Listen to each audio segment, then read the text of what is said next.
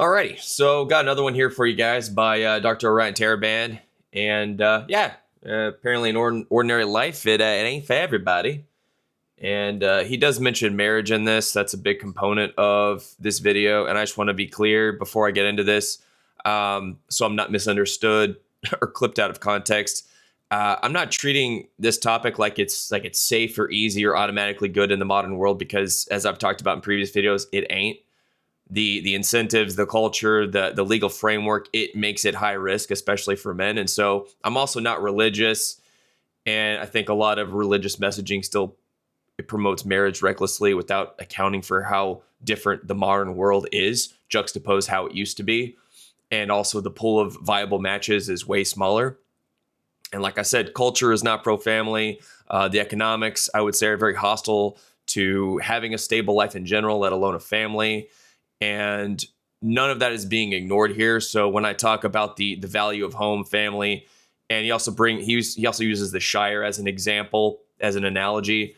I'm not talking about fantasy or nostalgia. So this is just purely analysis. So let's jump into this, shall we? The topic for today's short talk is an ordinary life. So this is an episode for anyone out there who is thinking of settling down in the conventional sense, getting married, starting a family, this type of thing. In my opinion, there is absolutely nothing wrong with this lifestyle. But there's nothing absolutely right about it either. Like anything else in life, it comes with a series of trade-offs, benefits, and liabilities. This kind of lifestyle can do some things well and other things poorly. So it's for each individual to look inside him or herself and decide whether this is the kind of life that he or she will thrive in, rather than simply take it for granted that such a life will provide them with what they're looking for. After such an examination, some people will say, yeah, I think this will work for me. While others will say, ooh, no, I don't think that that's a good fit. And that's okay. We don't need to force everyone into a single way of being. The most important thing to understand about marriage and family is that they are very ordinary things. And I'm saying this without judgment. They're ordinary. And that means that the more ordinary or conventional you are as a person, the more likely this type of life is going to make sense to you. The way I think about it, settling down and starting a family is a little like living in the Shire. Okay, before he gets into the whole Shire bit, I would say I agree with most of it. Marriage and family, it's not some magical cheat code that automatically fixes your life. They're a structure. They come with benefits and liabilities. So if you're hoping that a wife and kids will cure your restlessness or give you identity or make you feel purposeful without you bringing anything at all to the table, you're going to be severely disappointed. Sure, but I also want to put a flag in the ground early here.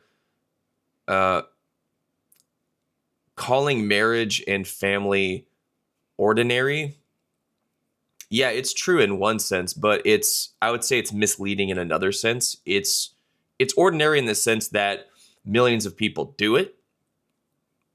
It's not ordinary in the sense of what it requires from you and if you want to do it well.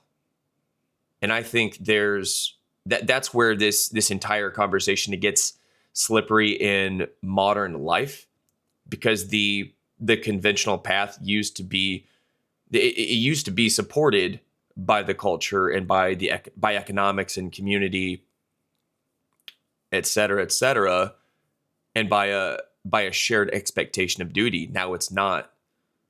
So this same choice, it exists, but the cost of doing it well is higher.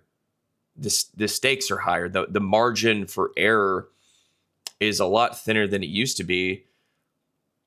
So yes, self-assessment matters tremendously, but the world you're doing that self-assessment inside of matters as well. You're not choosing marriage in general. You're choosing marriage in 2026 under these modern incentives and modern laws and modern expectations, modern debt, modern social media, modern distractions, modernity.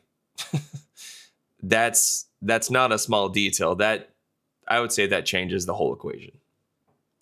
At least in its ideal expression.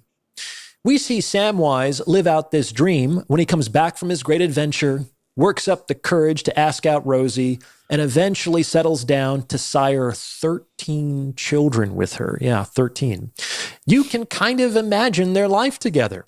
The pitter-patter of little footsteps, the cozy bustle of their little hobbit hole. Rosie's cooking dinner for everyone, while Sam is out happily working in the garden. And overall, there's a sense of warm togetherness pervading the entire domestic scene. Again, absolutely nothing wrong with this. In fact, Sam and Rosie seem to do a lot of things right. For instance, their marriage appears to be very simple and humble. That's right. As I've stated previously, marriage is fundamentally a very humble institution. A lot of marriages fail because they are made to carry more weight than they were ever designed to support. People want and expect their relationships to provide them with more than they can reasonably deliver. That's a problem. And when people, like Sam and Rosie, accept this fact and settle into a simple life together, there can be a kind of quiet grace to this arrangement. It's peaceful. It's loving. It's low to the ground. A marriage like this requires the extinction of certain big passions and grand visions, as they are functionally incompatible with this type of life. But if you can settle into the gentle rhythms of this arrangement, and if you don't want or expect much more than that, then this can be a very comfortable and satisfying situation. Right. So this is a part that hit me because I think most men watching this, they understand the Shire without needing the Tolkien reference. The Shire resembles peace and stability. It's your home being a place that pours into you. It refuels you instead of draining you. It's a woman you trust. It's the pitter patter of kids running around. It's the work around the house that makes sense and is also fulfilling. That's the real work. It's a life where you don't have to stay braced for impact every day, every second of every day. And when he describes Sam and Rosie, I mean, that's not small. That's the whole point for a lot of guys. And not contentment as an idea, but concretely as a way of life, a wife that respects you, a home that you can afford, a family that you can build, a life where you don't feel like you're performing or auditioning, and you're not constantly having to battle for peace and having to negotiate for it. And yeah, the word humble is correct. Marriage is humble because it forces you to share your time and your attention and your priorities. It forces you to stop acting like you're the only person in the world. You're no longer the main character. That's very real. But where I'm going to separate from Orion here is when he frames it like the Shire requires the extinction of these grand visions, right? In the Shire, the big vision isn't building an empire. The big vision is keeping the home intact, keeping the marriage intact, raising good kids, and of course not losing yourself in that process, and growing as a person alongside your spouse, and helping your kids grow, like I said, to be good kids and great adults. And that's the thing. That is the that is the empire for a lot of men. I would say that would be for mine. That is an empire. Building a family like that, a strong family, And I don't see that as any form of settling or downgrade. I'd say that's one of the hardest missions a man can commit to, especially when the world is pulling him away from it every single day. So, I mean, if we're going to call something great, we need to stop pretending that greatness only counts when it's public, when it's outside the home. I think that a man that's building a stable home in this chaotic culture is doing great work. It's sure it's not glamorous at times, but it's great work. I mean, what work is always glamorous? However, you also have to understand that Sam had no great ambitions in life. That's part of the reason why he could carry Frodo when necessary without the ring tempting him. There was no real wellspring of yearning or ambition or talent within him, so he couldn't give the ring much to work with. Sam was a good person with a good heart, but his heart was full of very ordinary desires and very humble ambitions. You kind of get the sense that the most he ever wanted out of life was to marry Rosie and work in his garden. And this might make Sam sweet or even wise, but I'm not sure this was a choice. Like, I don't think he could have been otherwise. He didn't have to struggle against some great ambition or passion to arrive at this wisdom. That was just the way he was. Right. So, okay. Well, I think, let me skip past this part because he's got a little ad here. So, here's where I think Dr. Orion is missing nuance. He may be aware of it. Of course, this video is brief, so he just might not have tapped into it. He has a specific theme that he's going for on this, but he's saying Sam had no great ambitions, and because of that, the ring had nothing to hook into. And I understand the psychology that he's pointing at. If you don't want much, you're of course you're less vulnerable to temptation. That plays onto wanting more. But saying that Sam had no great ambitions is I don't know, I guess a framing choice. Sam had great ambitions. It just wasn't an ambition that impresses strangers, right? Working up the courage to ask out Rosie and court her, the woman that he actually wanted. It takes a lot of work to encourage to court the woman you actually want, and then marry her, build a life, protect that life, and raise 13 children. That's not a lack of ambition whatsoever. That is massive ambition. That is commitment and risk and endurance. It's all of these things, these great things that embody ambition, great ambition. This is years of responsibility, right? And the modern brain it's been trained to call anything small if it doesn't scale, right? If it doesn't get clout and broad appeal, if it doesn't turn into a brand or become a freaking headline. And I think that's warped a lot of people.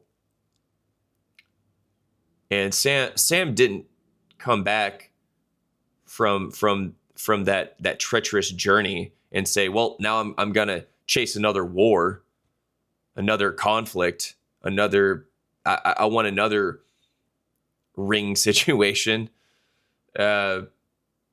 He brought what he learned back to the place that he loved, and he built something worth protecting. I think that takes incredible fire within your soul and direction. And I think that matters a hell of a lot. I mean, if you teach men that wanting a wife and kids is ordinary, and wanting a mission out there in the world is extraordinary, you create a false choice. I think healthy men need both. He needs a home worth fighting for, and he needs something in him that can carry weight, that will make him stronger, and where he won't buckle under the pressure. But an ambitious person is not going to be able to live in the Shire. It's going to be too comfortable, too banal and insipid, too boring and constrained. Passions and ambitions and great works absolutely take people away from their marriages and their families. Now, this doesn't necessarily lead to the dissolution of these structures, but it inevitably creates tension. A tension that will require energy and attention and tolerance to accommodate. And some people will be able to make bigger accommodations because some people are more flexible than others, and some people won't. But even if greater and greater accommodations are successful, at some point, you have to ask yourself, what's the point? Like, is all this trouble worth it? Maybe there's a different structure, a different way of life that would require fewer accommodations and still provide the support and opportunity to live your desired lifestyle. Like, that could be a much better starting point for such a life than a traditional marriage. We don't often talk about this, but a long-term relationship is essentially a prolonged compromise. And I'm not just talking about the big compromises like where you live or who stays home with the kids. I'm talking about the constant, daily, unremitting compromises on your time, your attention, and your energy. In such a relationship, your time is no longer entirely your own. You can't just pursue your own interests and passions and goals without considering the needs and well-being of your partner, at least not without consequences.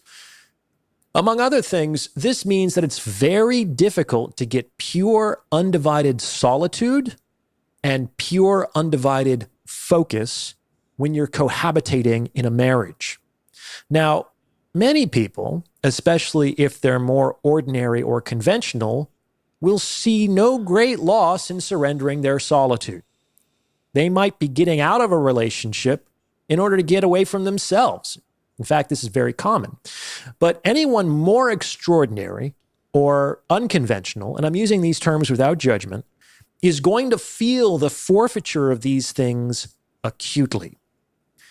The fact of the matter is that it's very difficult, if not impossible, for extraordinary people to do great things, some of which might profoundly benefit humanity, and devote sufficient time to their marriages to be a good spouse.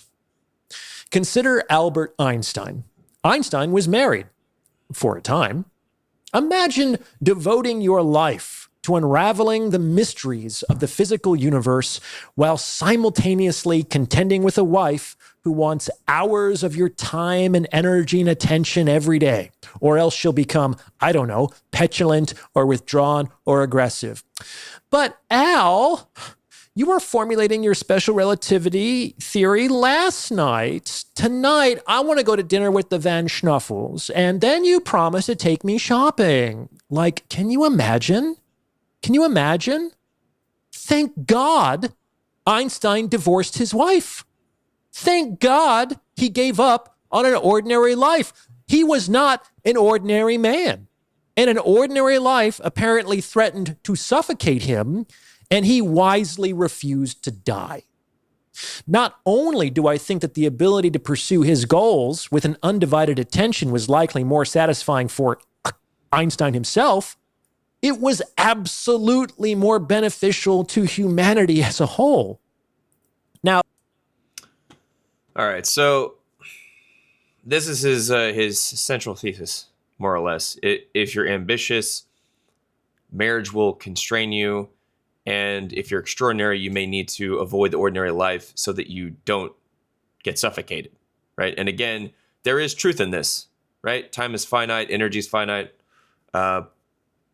And he is correct that a long-term relationship is constant compromise. And I think that anyone pretending otherwise is deluding themselves. But here's the part I don't accept. I don't accept the way that he's presenting it, because he's talking like ambition and marriage are natural enemies. I think in modern life, ambition is often the price of admission for the Shire, for the life in the Shire. Because the Shire isn't cheap anymore. The Shire isn't handed to you anymore. It's not the norm. The Shire is not supported by the culture anymore. It's not protected by shared expectations anymore.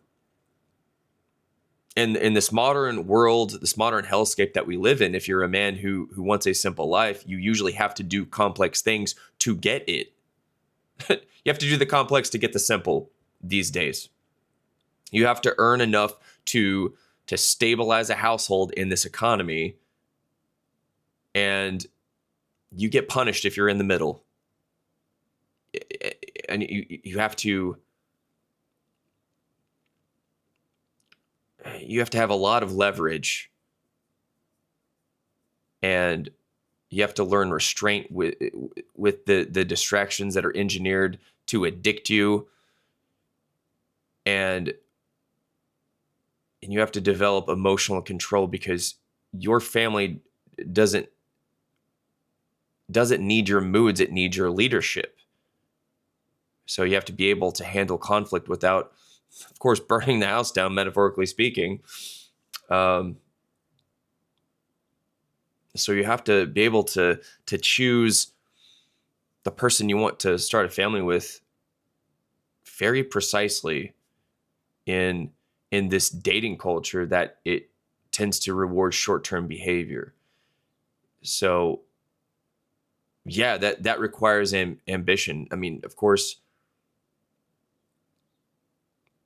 Einstein is just, he's an extreme example. So, but yeah, I mean, yeah, what I'm saying is it requires ambition. It doesn't require becoming Einstein. Ambition is in the form of competence and planning and discipline and a long time horizon. And like I said, yeah, the Einstein example is pretty dramatic. But yeah, it quietly just smuggles in a bad assumption that the only kind of great work that matters is work that's outside the home, right? Physics, art, these achievements that benefit humanity. But what about the work that keeps humanity alive in the first place, right?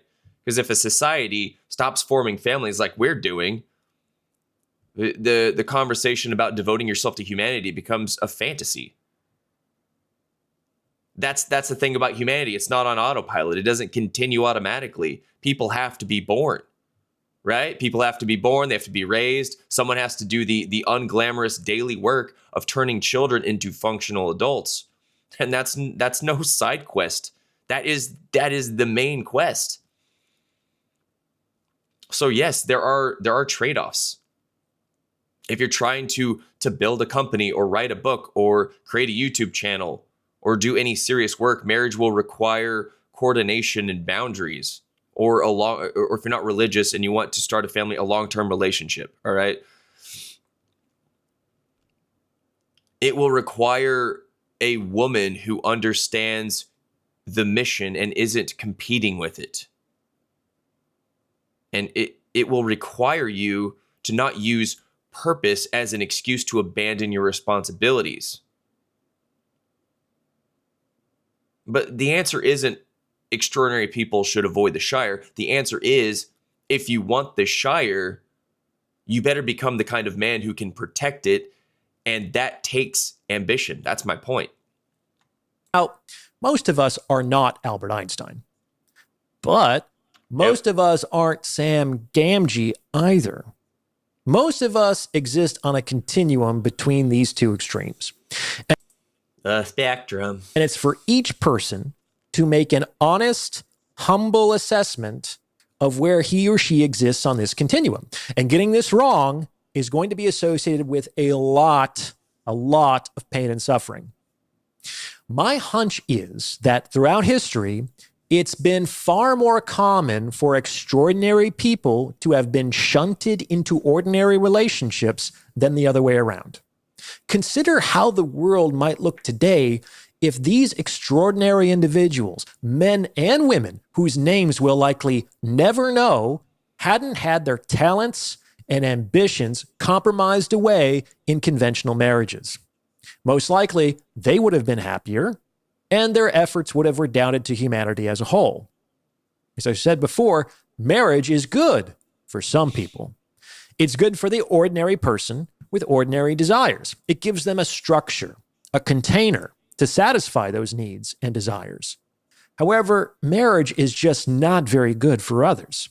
It's not very good for the extraordinary person with extraordinary desires. And that's okay, because most people are not extraordinary by definition. So thinking like this isn't going to lead to the collapse of civilization or something. Most people are ordinary, but not all people. And it's your job to be real honest with yourself about where you lie on that continuum. And if you're lucky enough to find yourself in a relationship with an extraordinary person, do everyone a favor, yourself, the other person, and humanity as a whole, and don't try to force that extraordinary individual into your prosaic little vision of life. What do you think? Does this fit with your own experience? Let me know in the comments below. And please, send this episode to someone who you think might benefit. Right. So, I mean, this ending is reasonable, and I'm not here to pretend everyone should get married or start a family. Some people absolutely shouldn't. Some people they aren't built for it, and they're not willing to live the trade-offs, right? Or they're aiming at a life that doesn't fit a traditional structure. Yeah, sure. But here's the missing piece that I think matters right now, and it's not optional. Our birth rate is below replacement, and that means that the ordinary life is not merely a personal lifestyle choice anymore. It has civilization level consequences, actually. And I don't mean to sound preachy or anything like that. I mean this in a very practical way. A society that discourages family formation, it delays it into the danger zone, you know, and then calls it ordinary, like it's a low status option.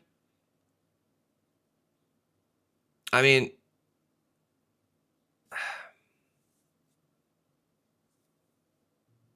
I think that society is eventually going to, well, pay for that in loneliness, instability, and decline, like we're seeing now.